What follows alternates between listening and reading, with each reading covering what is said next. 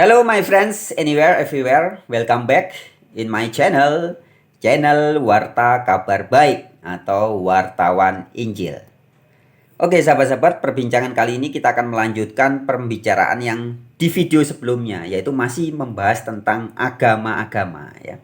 Jika di video sebelumnya saya ulas sedikit lagi, untuk lebih lengkapnya teman-teman silakan simak langsung ya. Tapi pada kesempatan ini saya kasih ulas sedikit bahwa tujuan dari semua ajaran agama sebenarnya adalah untuk manusia mencapai kesadaran spiritual, mendapat petunjuk atau hidayah atau pencerahan untuk mencapai kesadaran spiritual.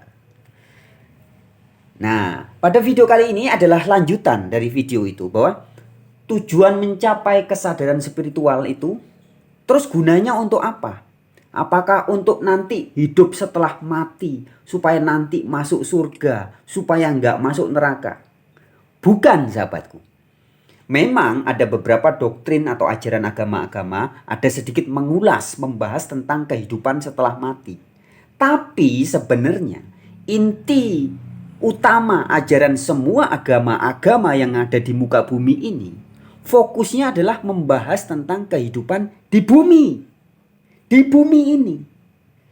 Jadi ketika Anda dan saya sudah mencapai pengenalan kepada Sang Pencipta, sudah mencapai kesadaran spiritual yang baru, kalau istilahnya Alkitab, mendapat hati yang baru, pikiran yang baru, itu fungsinya atau tujuannya adalah untuk menikmati hidup di bumi ini.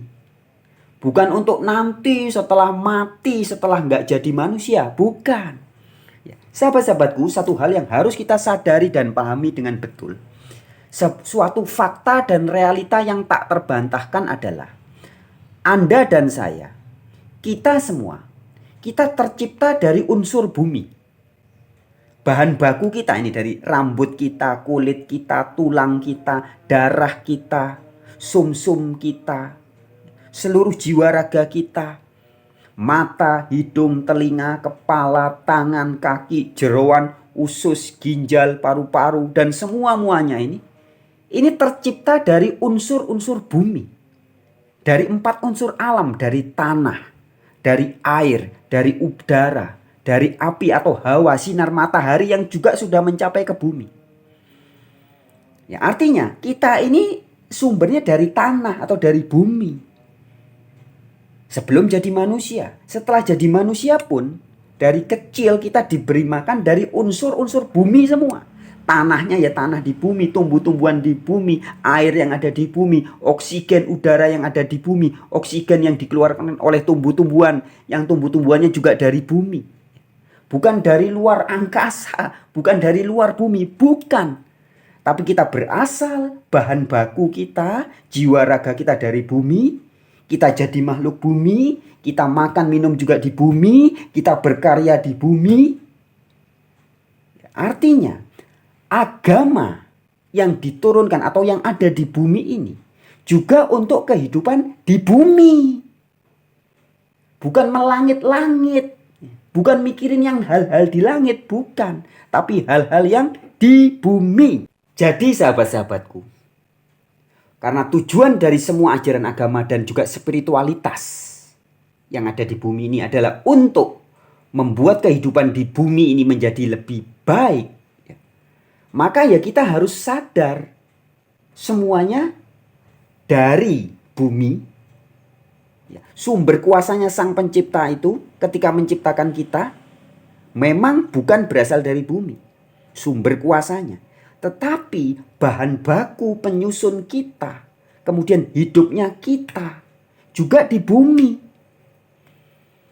Jadi agama ini adalah untuk mengatur kehidupan di bumi. Sehingga ketika Anda dan saya, ketika sudah mencapai kesadaran spiritual, fungsinya juga untuk diaplikasikan, dimanfaatkan, dinikmati di bumi ini.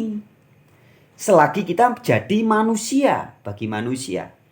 Binatang ya, selagi binatang itu jadi binatang di bumi. Tumbuh-tumbuhan ketika jadi tumbuh-tumbuhan di bumi juga. Ya, sahabat-sahabatku. Sehingga dalam spiritual Jawa kuno, dalam spiritual Nusantara lainnya ya juga, maka Ajaran leluhur yang sangat mulia itu sudah mengajarkan kepada kita semua bahwa bagaimana kita harus merawat alam semesta, menjaga kelestarian air, kesuburan tanah, ekosistem yang seimbang, tumbuh-tumbuhan, menjaga udara yang tetap bersih. Sehingga dalam pemujaan-pemujaannya terkesan memuliakan, begitu memuliakan air, laut, danau, pohon, gunung. Semua dilakukan karena kesadaran yang dalam bahwa bahan baku manusia itu ya dari unsur alam ini. Kita menghormati air dengan sangat hormat, menghormati oksigen dengan sangat hormat. Kenapa? Karena itu semua bahan baku kita. Pada saat kita makan, misalkan sahabat-sahabatku nih, saya lagi makan pisang, keripik pisang. Ya, banana crackers, keripik pisang. Nah, ketika kita makan dengan kesadaran, dengan pengenalan kepada Sang Pencipta, kita akan menyadari yang kita makan ini semua bukan milik kita. Terus gigi yang lagi gigit ini juga bukan milik saya. Lidah yang mengunyah, yang mengecap, tenggorok yang menelan, semua-muanya ini bukan milik saya. Semuanya dari Sang Pencipta, milik Sang Pencipta, dan oleh Sang Pencipta. Kesadarannya akan seperti itu. Ya, Anda bekerja setiap hari, misalkan bekerja untuk collect money, ya, untuk mendapatkan penghasilan berupa bentuk uang. Ketika Anda melakukan itu dengan kesadaran, Anda akan sadar bahwa yang bekerja ini, tangan atau kaki yang bekerja, pikiran juga yang bekerja, yang kemudian mendapatkan kertas yang disebut sebagai uang atau kertas berharga itu, Anda sadar bahwa ini bahan bakunya dari kulit pohon. Uang yang berasal dari kulit pohon itu bukan milik kita. Diri kita yang juga berusaha sedang mendapatkan uang itu atau kertas berharga yang berasal dari kulit pohon yang kemudian dicetak, diterbitkan dan disepakati bersama. Di Indonesia dikasih nama rupiah, di negara lain disebut dolar dan lain sebagainya, ya. Itu adalah bukan milik kita.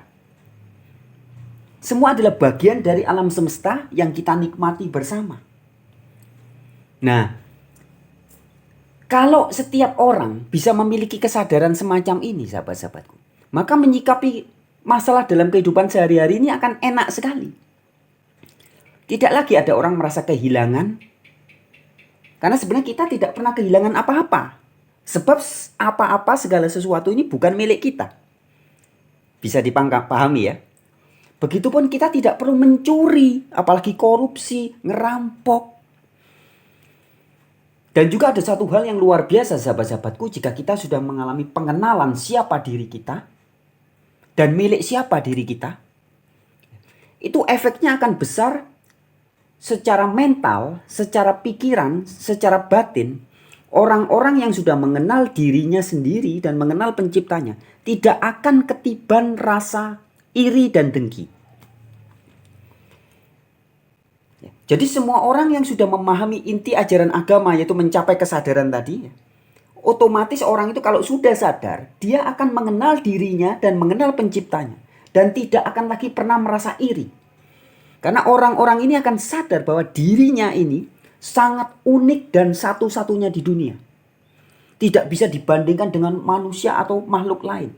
Karena dirinya sangat khas, sangat unik. Dan orang-orang ini cenderung akan merasa nyaman dengan dirinya, mensyukuri dirinya, mensyukuri segala sesuatu yang ada di dirinya. Lebih banyak fokus menikmati dirinya, sehingga tidak akan lagi merasa iri dengan sesuatu di luar dirinya. Nah, kalau nggak ada rasa iri, maka nggak akan lagi melakukan pekerjaan yang sia-sia. Kerja keras, ngumpulin uang, supaya bisa jadi seperti tetangganya, supaya bisa jadi seperti orang lain. Operasi plastik, operasi kulit, operasi wajah, supaya bisa jadi seperti orang lain. Nggak akan terjadi. Tidak akan terjadi orang-orang yang sudah sadar siapa dirinya dan siapa pemiliknya. tidak akan bisa ketiban rasa iri, bahkan sampai ingin mencuri, merampok, korupsi, menguasai milik orang lain. Nggak akan. Nah ya, jadi impact dari kesadaran spiritual ini sangat luar biasa. Dan kabar baiknya adalah sebenarnya inilah tujuan atau target semua ajaran agama yang ada di muka bumi ini. Bukan bicara hal-hal di langit. Bukan membahas hal-hal nanti di sorga setelah mati. Bukan. Ya, tapi bermanfaat bagi kehidupan sekarang di bumi ini. Oke sahabat-sahabatku. Ya. Jadi inti ajaran agama adalah membuat manusia kenal penciptanya dan kenal siapa dirinya. Lepas, terbebas dari konsep-konsep duniawi yang keliru, yang salah. Merdeka dari segala kemelekatan duniawi. Ya. Itu kondisi seperti itu artinya sudah memiliki kesadaran atau consciousness. Mendapat hidayah atau petunjuk dari ajaran-ajaran agama. Nah, kemudian petunjuk atau hidayah itu menjadikan hati kita baru, pikiran kita baru, cara memandang dunia dengan pikiran yang ilahi, cara menyikapi kejadian-kejadian di dunia juga dengan hati yang ilahi. Ini sebenarnya tujuan agama. Lah untuk apa? Untuk dihidupkan, menjalani kehidupan di bumi ini. Ya. Fokusnya di bumi ini. Meskipun memang ada beberapa bocoran-bocoran sedikit bicara tentang nanti kehidupan setelah mati. Tetapi tujuan utamanya adalah untuk orang diatur supaya tidak gama. Agama itu kan tidak gama. Gama itu kacau. Supaya tidak kacau. Nah kalau sudah hati dan pikirannya tidak kacau, maka tindakannya juga tidak kacau. Hubungan dengan sesama juga tidak kacau. Lah buat apa? Apa buat nanti hidup di sorga nanti? Bukan. Tapi untuk hidup di bumi ini. Hidup di bumi ini. Supaya tidak lagi ada pembunuhan, massal, perang, tidak ada iri dengki, tidak ada kejahatan-kejahatan yang ditimbulkan dari hawa nafsu yang berlebihan, yang semua itu akibat dari tidak kenal diri. Semua kejahatan itu terjadi karena orang tidak sadar, sahabat-sahabatku, tidak menyadari siapa dan apa diri. Kalau Anda dan saya selalu berada dalam kesadaran, ingat dan sadar, kalau orang Jawa bilang eling lan waspodo, siapa dan apa diri kita ini, kita tidak akan bisa melakukan kejahatan. Sekali lagi ya, kejahatan hanya bisa dilakukan oleh orang-orang yang sedang tidak sadar nuraninya, tidak sadar batinnya, tidak sadar siapa dan apa dirinya. Atau dengan kata lain, orang-orang yang sedang sadar siapa dan apa dirinya, niscaya, otomatis tidak mungkin bisa kemudian anak membunuh bapaknya, saudara membunuh saudaranya. Tidak akan terjadi. Orang yang betul-betul dalam kesadaran, yang benar-benar sadar, sesadar-sadar, tidak akan iri dengan tetangganya. Tidak akan berjuang mati-matian untuk mendapatkan harta materi, ya, barang-barang mewah, barang-barang yang sifatnya sangat materialistis. Nggak mungkin. Orang-orang yang sudah memiliki kesadaran spiritual akan menyikapi segala bentuk materi yang celing-celing, bling-bling, mobil mewah, rumah mewah, pernak-pernik, bling-bling, itu sebagai hal yang biasa dan nggak terlalu penting. Ya, oke sahabat-sahabat, kita akan lanjutkan di perbincangan yang berikutnya.